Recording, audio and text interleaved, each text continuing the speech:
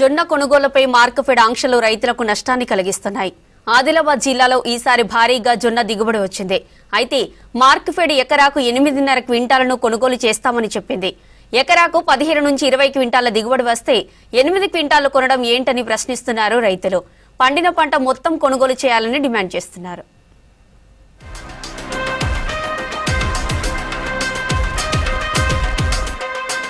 జొన్న సాగుకు ఆదిలాబాద్ జిల్లా ప్రసిద్ధి. ఈసారి 1,17,000 ఎకరాల్లో జొన్న సాగు చేశారు రైతులు. గతంలో ఎన్నడూ లేని విధంగా భారీగా దిగుబడి వచ్చింది.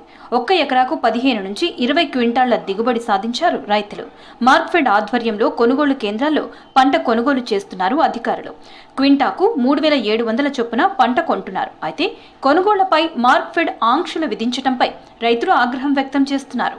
ఒక్క ఎకరకు 20 నుంచి 25 నుంచి 30 క్వింటాలు వండుతున్నది. పాపం రైతులు పత్తులు ఎక్కువ వర్షాలు కరెక్ట్ లేక ఎప్పని దొరకక అలా లాస్ అయితే జొన్నలు పోసుకొని బతుకుతామంటే మరి రైతులు ఎట్లా ముందుకు పోతారు, ఎలా బాగుపడతారు? ఇది ఎందుకు అర్థం చేసుకుంటలేరు?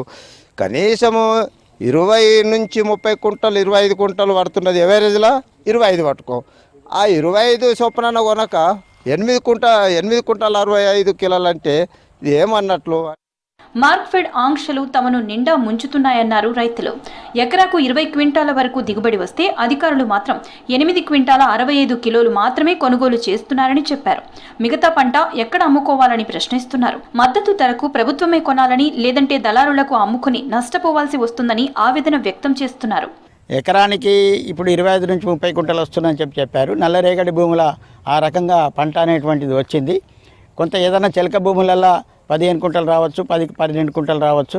ఏది ఏమైనా ఎవరేజ్గా 20 క్వింటాల వరకు కొనుగోలు చేయాలనేటువంటిది ప్రధానమైనటువంటి డిమాండ్. ఇది కలెక్టర్ గారికి కూడా మేము తెలియజేయడం జరిగింది. వాస్తవంగా మార్కెట్లో కొనుగోలు జరిగేటటువంటి అవకతవకలు జరగకుండా, తూకంలో మోసాలు జరగకుండా వాస్తవ పరిస్థితులు ఏది ప్రభుత్వ రంగ సంస్థలైనటువంటి సహకార బ్యాంకు కానీ మార్క్ఫెడ్ కానీ కొనుగోలు చేస్తున్నారు. ఉన్నతాధికారుల ఆదేశాలతో పంట కొనుగోలు చేస్తున్నామని చెప్పారు మార్క్ఫెడ్ అధికారులు. జిల్లాలో 17 లక్షల క్వింటాళ్ల జొన్న దిగుబడి వస్తుందని అంచనాలు ఉన్నాయన్నారు. రైతులు ఆంక్షలు ఎత్తేయాలని కోరుతున్న విషయాన్ని ఉన్నతాధికారుల దృష్టికి తీసుకువెళ్తామన్నారు. గత ఏడాది ఎకరాకు 12 క్వింటాలు కొనుగోలు చేశారని, ఈసారి కూడా సర్కార్ ఆదేశాలు వస్తే కొనుగోళ్లు పెంచుతామని చెప్పారు. మనకి ప్రొడక్షన్ ఒక 17,05,164 క్వింటాలు వచ్చే అవకాశాలు ఉన్నాయి.